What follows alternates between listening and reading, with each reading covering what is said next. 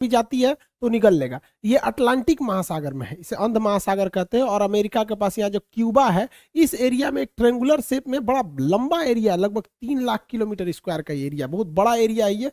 इसको हम थोड़ा सा वहां पे जूम करके समझते हैं। देखिए ये एरिया जो है, ये 3 बड़े बड़े एरिया उसको मिला के बनाया जाता है। वर्ल्ड मैप में देखेंगे तो ये ट्रायंगल यहाँ आएगा, जबकि अगर इस पर्टिकुलर एरिया को जूम करें तो ये फ्लोरिडा के पास से स्टार्ट होता है, और यहाँ प्यूर्टो रिको जो अटलांटिक महासागर की सबसे गहरी खाई है वहां से जाके ये बरमूडा द्वीप पर तक जाता है। ये एरिया है यहाँ पर, जिसे यहाँ तक दर्शाया गया है। ये लगभग 3 से 4 लाख के एरिया, कहीं कभी कभी ये बड़ा हो जाता है। इसका एक्यूरेट कोई मार्किंग नहीं है कि जो आदमी पूरा एरिया को बता सके। हम तो यहाँ भले ऐसे ट्रायंगल बना दिए, बट समुद्र में ऐसा कोई ट्रायंगल नहीं है। बट अगर इस एरिया में कहीं से भी कोई जहाजें आती हैं तो उनके साथ कुछ अप्रिय घटनाएं हो जाती हैं। इसके बारे में डिटेल से समझते हैं। 1498 में जब क्रिस्टोफर कोलंबस जा रहे थे इस रास्ते से, तो उन्होंने भी अपनी किताब में वर्णन किया है कि जब वो इस एरिया से गुजर रहे थे तो अचानक मौसम में एक परिवर्तन देखे, प्रकाश देखे, बादल का तड़कना, समुद्री लहरें तेजी से उठने लगी और उनका जहाज डिसबैलेंस होने लगा। इवन कि उस समय देखिए समुद्र में रास्ता दिखाने का केवल और केवल एक ही रास्ता रहता है, कंपास। अब तो सैटेलाइट वगैरह आ गए हैं, बट कंपास ही उस समय एक ही रास्ता होता था जो हमेशा नॉर्थ डायरेक्शन की ओर मूव करता रहता है। वो बता देता है कि इधर की ओर उत्तर दिशा है, तो इसके थ्रू आदमी जा सकता था। तो यहाँ पे कंपास काम करना बंद कर देता था। ये कोलंबस ने भी इसको माना है। 1964 में विंसेंट गैडिज ने अपनी पुस्तक में, मैगजीन में बताया था कि ये किस तरह से जहाजों को वगैरह को निगल लेता है। इसलिए इस ट्रायंगल को डेविल ट्रायंगल या फिर रहस्यमयी ट्रायंगल कहा गया। यहाँ जाने के बाद जहाजों में अचानक परिवर्तन देखा, इंजन काम नहीं करेगा, जहाज धंसने लगेगी, कोई तैरना चाहेगा तो तैर नहीं पाता है, अजीब अप्रिय घटना होगी और अचानक ही हो जाती थी। और ये जहाज डूब के कहां जाते थे तब ये भी नहीं पता चलता था किसी को। यूं तो यहाँ हजारों घटनाएं हुई हैं। कुछ फेमस घटना देखते हैं। अगस्त 1942 में अमेरिकी नौसेना के जहाज अपने रूटीन एरिया पे थे सब, उन्हें बम्बार्डमेंट करके लौटना था इसी बरमूडा ट्रायंगल के ऊपर से, लेकिन अचानक उनका संपर्क रेडियो स्टेशन से टूट जाता है। उसमें लगे हुए इंस्ट्रूमेंट काम करना छोड़ देते हैं, उनका नेविगेशन सिस्टम पूरी तरह फेल हो जाता है। सब में एक कॉमन समस्या देखी जाती है कि उनका कंपास काम नहीं कर रहा होता और ये जहाज पूरी तरह ध्वस्त हो जाता है। इसको खोजने के लिए 2 दिन बाद रेस्क्यू टीम जाती है। रेस्क्यू टीम का भी पता नहीं चलता है क्योंकि वो भी उसी रास्ते से जा रही होती है जहां से उनका लास्ट लोकेशन ट्रेस किया गया था। रेस्क्यू टीम का भी पता नहीं चल पाता है। उसके बाद ठीक 6 महीने बाद दिसंबर 1942 को फिर अमेरिकी नौसेना का जहाज विमान उड़ान भरता है और फ्लोरिडा से जब उड़ान भरता है और बरमूडा ट्रायंगल से ऊपर जाता है तो ये बमबरसक जहाज भी रडार से गायब हो जाता है। और इसके सामने भी सेम समस्या आती है। पायलट बताता भी है रेडियो सिग्नल पे कि मेरा कंपास काम नहीं कर रहा है, नेविगेशन सिस्टम काम नहीं कर रहा है, मौसम पूरी तरह से खराब है। ये भी ध्वस्त हो जाता है। इसको जब ढूंढने के लिए जो रेस्क्यू टीम जाती है इसके बैकअप में, तो रेस्क्यू टीम का भी आज तक कोई पता नहीं चला कि वो रेस्क्यू टीम कहां चली गई। 1970 में एक पायलट यहां से लौट के आए थे, नाम था उनका ब्रूइस गर्नन। ये जब लौट के आए थे इन्होंने बताया था कि वहां पे क्या क्या घटनाएं हुई थी। इन्होंने बताया कि अचानक बरमूडा ट्रायंगल के जब ऊपर से गया तो अचानक मौसम बिगड़ गया और सामने बादलों का एक पूरा धुआं, कोहरा टाइप का छा गया, धुंध हो गया बादलों का, और ऐसे लग रहा था जैसे बादलों की गुफा है। ये इन्हें कुछ दिख नहीं रहा था। इसमें जब प्रवेश किए तो ये खत्म होने का नाम ही नहीं ले रहा था। इसके अंदर मौसम इतना खराब था और इनका रेडियो फ्रीक्वेंसी भी गड़बड़ काम करी थी, इलेक्ट्रॉनिक्स वगैरह काम करना छोड़ दिए थे इनके जहाज के, और इनकी जहाज की रफ्तार बहुत ही तेज हो गई थी और रडार पे कोई भी दूसरा रेडियो स्टेशन या एयरपोर्ट अथॉरिटी का कोई भी रडार सिग्नल मैच नहीं कर रहा था। इन्हें कुछ समझ में नहीं आ रहा था, और लेकिन ये जहाज को आगे की ओर ले जा रहे थे। लगभग 3 मिनट बाद, एक अच्छी खासी दूरी तय करने के बाद, ये उस जोन से बाहर निकले और उसके बाद ये अपनी जहाज को लैंड कराए। लैंड कराने के बाद देखिए इत्तेफाक क्या हुआ था कि वो 3 मिनट में ही 150 किलोमीटर की दूरी तय कर लिए थे। यानी इनकी जो रफ्तार हो गई थी लगभग 3000 किलोमीटर प्रति घंटा हो गई थी, जो अभी किसी भी पैसेंजर जहाज के लिए पॉसिबल नहीं है। ये तो मिसाइल और लड़ाकू जहाजों की स्पीड होती है। बहुत लंबे अरसे तक ये बरमूडा ट्रायंगल जो था एक रहस्य का कारण बना। लोगों को लगता था कोई अदृश्य शक्ति है जो जहाजों को, शिप को अपनी ओर खींच लेती है, लेकिन ऐसा कुछ भी नहीं है। इसके पूरे रहस्य पर पर्दा उठाया जा चुका है। इवन की बरमूडा ट्रायंगल दुनिया के 10 सबसे खतरनाक जगहों में से भी एक नहीं है। मतलब सोचिए 10 खतरनाक जगहों में भी इन्हें शामिल नहीं किया गया। इसका मतलब ये एक कहानी है। फेमस हो जाता है कोई चीज बहुत ऐसे ही कि जहाजों को निगल जाता है, ये होता है, ऐसा कुछ नहीं होता है।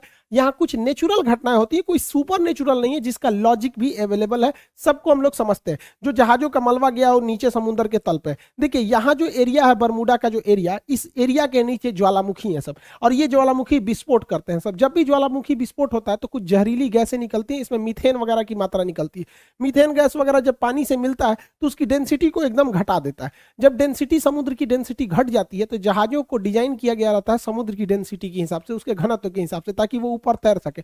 डेंसिटी घटने की वजह से अचानक वो नीचे धंसने लगती है, और यही वजह है कि वहां अगर कोई तैरने की भी कोशिश करता है तो नहीं तैर पाता है, क्योंकि उनका घनत्व घट जाता है। जैसे मच्छर जो होता है मिट्टी तेल के ऊपर, पानी के ऊपर तैर रहा होता है, आप एक ढक्कन मिट्टी तेल मिला देंगे ना, या तो वो मिट्टी की तेल से सूंघने से नहीं मरता, उसका घनत्व तो कम हो जाता है और डूब के उसमें मर जाता है। यही घटना यहाँ डूबने के कारण होता है। दूसरा कारण यह है कि बरमूडा के आसपास के एरिया में छोटे छोटे समुद्री पहाड़ हैं सब इस शेप में। जब हवाएं इस पहाड़ से टकराती हैं तो उनमें एक हलचल होने लगता है, जिस हलचल से यहाँ पे एक बवंडर, एक चक्रवात उत्पन्न हो जाता है, और ये बादलों को और वहां के समुद्र के जल को पूरी तरह लहर में बदल देते हैं। और इसमें अगर कोई हवाई जहाज या कोई शिप आ जाता है तो उस चक्रवात के बीच में फंस जाता है, जिससे कि इसमें घटना हो जाती है। पानी वाली जहाजों के डूबने का तीसरा जो कारण है वो बड़ा सिंपल है, समुद्र के अंदर की पहाड़ियां। समुद्र के अंदर की वह पहाड़ी जो बाहर तक नहीं निकल पाती, उन्हें रिज या कटक कहते हैं। ऐसे कटक इटली और तुर्की के पास बहुत ज्यादा मात्रा में पाए जाते हैं। यहाँ अक्सर जहाज वगैरह गिर जाते हैं, सब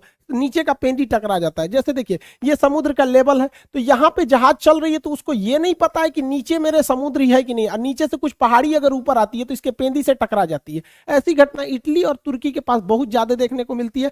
आप देखेंगे इटली के तट के पास ही इतना बड़ा जहाज टकरा गया, यहाँ पर एक मालवाहक जहाज टकरा गया, यहाँ पे बड़ी बड़ी शिप टकरा टकरा के गिरी है सब। अब बताइए ये तो गलती है इन लोग की, जो कैप्टन है, क्योंकि इतने मॉडर्न शिप को अगर गिरा दिए लोग तो गड़बड़ बात है। उस समय जहाजों की दुर्घटना ज्यादा होती थी, क्योंकि न रडार था न सोनार था।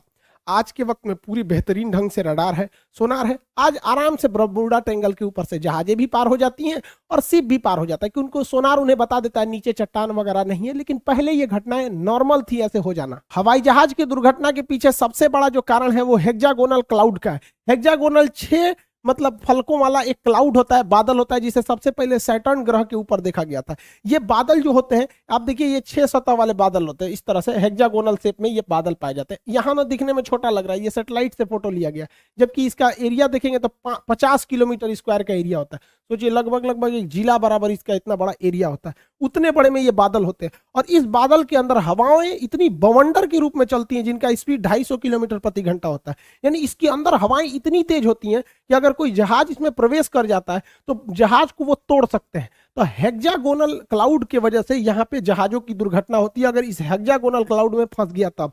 और ये भी देखिए फंसता भी, अगर विपरीत दिशा में फंसेगा तो तोड़ देगा उसको, और नहीं तो अगर सेम इधर ही हवाएं चल रही हैं उसी में जहाज भी फंसेगा तो जहाज की स्पीड को बहुत तेज बढ़ा देता है। यही वजह है कि जब वहां से कई जहाजें गुजरी हैं तो उनका स्पीड अचानक बहुत तेज बढ़ गया है। तो इसमें कोई दैवीय या भूत प्रेत वाली घटना या फिर कोई ऐसी चीजें नहीं है जिसका कोई पता नहीं लगेगा। नॉर्मल चीजें, अब ऐसी घटनाएं नहीं होती हैं, लेकिन ये पुरानी कहानियां, इस पे इतनी मूवी बना दी गई है, करोड़ों रुपए लोग कमा लिए इसके लिए। कहानी चाहिए एक डायरेक्टर को, अच्छा खासा कहानी बन जाता है। तो ये आप समझिए साइंटिफिक कारण। अब ऐसा कुछ नहीं होता है। ये तो रहा भैया आपका बरमूडा ट्रायंगल का, जो इधर अटलांटिक महासागर के पास कैरेबियन सागर में। ऐसे ही ये घटना जापान के पास हो गई। यहाँ पर जापान के पास भी एक ट्रेंगुलर शेप में एरिया है, वहां 1980 में एक जहाज जा रहा था डर्बीशायर। ये इतना बड़ा जहाज था जो टाइटेनिक से 2 गुना था। यहाँ कई लाख टन इसमें आयरन ओर की मात्रा भरी हुई थी। अचानक ये डूब गया, इस एरिया में अचानक डूब गया। जापान की सरकारी टीम ने उसे रेस्क्यू टीम भेजा था पता लगाने के लिए, वो भी डूब गई। उसके बाद एक हवाई जहाज से रेस्क्यू टीम भेजा गया, वो भी डूब गया। जापान भी डर गया। बाद में पता चला कि भैया सेम चीजें हैं यहाँ और यहाँ दोनों में, तो इसे एशिया का बरमूडा ट्रायंगल कहा जाता था। हालांकि जापान ने इसका नाम दिया था ड्रैगन ट्रायंगल। जापान के जस्ट नीचे था ये ड्रैगन ट्रायंगल नाम था इसका, बरमूडा ट्रायंगल। ऐसा ही एक ट्रायंगल भारत में भी पाया जाता है, उड़ीसा में। उड़ीसा का एक एयर स्ट्रिप है, अंग्रेजों ने बनाया था द्वितीय विश्व युद्ध के समय, जिसका नाम था अमाडा एयर स्ट्रिप। अमाडा एयर स्ट्रिप ये उड़ीसा में स्थित है। यहाँ पे लगभग 150 से 200 अमेरिकी जहाजें यहाँ से आपस में टकरा गई, कुछ गिर गई। और इत्तेफाक देखिए, जब भी इनके साथ घटना होती थी, ना कोई वेदर खराब था, ना ही कोई मतलब हेक्सागोनल क्लाउड थे, ना मौसम खराब, ना चक्रवात, ना हवाओं की स्पीड, एकदम नॉर्मल टाइम पे यहाँ जहाजें गिर गई। आपस में आमने सामने जहाजें टकरा जाती थी सब, इतना खराब काम करता था यहाँ पर। हालांकि द्वितीय विश्व युद्ध के समय अमेरिकी जहाजें यहीं पे उड़ान, यहाँ पे लैंड करती थी और जापान पे बम गिराने के लिए यहाँ से भी जाया करती थी। आपको भी पता होगा कि अंडमान निकोबार तक में जापान आ गया था। तो इतनी जहाजें अमेरिका की यहाँ से क्रैश की गई थी और उनका बहुत सारा हुआ था। हालांकि ये मिलिट्री का एरिया था, इसलिए इस फाइलों को बंद कर दिया गया, बहुत ज्यादा डिस्क्लोज नहीं किया गया। तो ये भारत का बरमूडा ट्रायंगल आप कह सकते हैं। तो ये तीनों जगह, अब इसके पीछे क्या लॉजिक है भैया, आपको बरमूडा का लॉजिक बता दिए, जो सेम लॉजिक ड्रैगन ट्रायंगल पे भी है, दोनों सेम है। यहाँ क्या है कि ये एरिया झारखंड से करीब है और झारखंड के जादूगोड़ा के पास यूरेनियम की खदान है। आपको पता है यूरेनियम एक बहुत ही रेडियो एक्टिव चीज होता है। ये इलेक्ट्रॉनिक सिस्टम वगैरह को अचानक अगर हाई रेडिएशन होगा या इत्यादि होगा तो इसका बड़ा इफेक्ट पड़ता है, जिससे कि इलेक्ट्रॉनिक सिस्टम काम नहीं करते थे, नेविगेशन खराब हो जाता था, दोनों जहाजों का नेविगेशन एक ही डायरेक्शन में दिखाने लगता था। इसी की वजह से इसलिए दो जहाजें आपस में आमने सामने यहाँ पर टकरा जाती थी अमार्डा एयर स्ट्रिप पर। हालांकि ये चीजें आप बहुत कम सुने होंगे क्योंकि ये मिलिट्री वाला जो एयरबेस होता है उसकी बहुत ही चीजों को टॉप सीक्रेट ही रखा जाता है। आप तीनों तरह के ट्रायंगल को देखिए, इत्तेफाक देखिए, ये वाला है बरमूडा ट्रायंगल और यहाँ पर है प्रशांत महासागर, अटलांटिक महासागर में, प्रशांत महासागर में है यहाँ पर ड्रैगन ट्रायंगल और भारत में है यहाँ पर आपका अमार्डा एयर स्ट्रिप। अगर आप इसको देखिएगा अक्षांश तो तीनों एक ही अक्षांश पे आएंगे सब आपको। देखिए तीनों एक ही लेटीट्यूड पे लगभग आ जाते हैं, तो ये एक इत्तेफाक कह सकते हैं। हालांकि सबके पीछे साइंटिफिक कारण है। अब ऐसी कोई घटनाएं नहीं होती हैं। जो भी कहता है कि यहाँ पे कोई सुपर नेचुरल पावर है, ये है सब मन गढ़ंत कहानी है ये सब। हालांकि अटलांटिक महासागर में एक और जगह है सारगैसो। यहाँ सारगैसो सागर है, ये सागर है ही नहीं है एक्चुअली। यहाँ एक शैवाल पाया जाता है, एलिगी, जो समुद्र में तैरते रहता है, बहुत लंबा लंबा पाया जाता है, घास है इस तरह। यहाँ अगर जहाजें, छोटी मोटी जहाजें फंस जाती है ना तो उसी में फंस के रह जाती है, इसलिए यहाँ पे देखिए इतना बड़ा बड़ा घास पाया जाता है, पूरी समुद्र को ये घास ढक लेता है। सारगैसो घास पाए जाने की वजह से जितने एरिया में वो घास पाया जाता है उस घास वाले एरिया को, उस शैवाल वाले एरिया का नाम रख दिया गया है सारगैसो सागर। हालांकि सारगैसो कोई सागर नहीं है, वह सागर का वह हिस्सा है जहां ये वाला शैवाल पाया जाता है, सारगैसम नामक शैवाल पाया जाता है। इसलिए यूपीएससी सीडीएस में एक बार क्वेश्चन पूछा था, वो कौन सा ऐसा सागर है जिसका कोई भी तट रेखा नहीं है, मतलब जमीन से नहीं टच करता है। तो सारगैसो सागर जमीन से टच नहीं करेगा क्योंकि वो बीच का तो सागर है नहीं, वो बस एरिया है। यहाँ जहां जहाजों को, छोटी जहाजों को आने जाने के रोक लगाया गया क्योंकि उसकी पंखी वगैरह में ये सब घास वगैरह फंस जाते हैं सब। इसी सारगैसो सागर के पास ऊपर से ठंडी हवा जलधारा आती है जिसका नाम है लेब्राडोर की धारा। इस सारगैसो सागर को ठंड के दिन में पूरी तरह बर्फ के टुकड़ों में भर देती है। इसी सारगैसो सागर में अप्रैल 1912 को टकरा गया था टाइटेनिक जहाज और इसी सारगैसो सागर में लिब्राडोर द्वारा लाई गई ठंडी जलधारा के बर्फ से टकराने से टाइटेनिक जहाज डूब गया था। अगला क्वेश्चन पूछता है ब्लैक होल से। अंतरिक्ष का ब्लैक होल है, इसकी डेंसिटी सबसे ज्यादा होती है।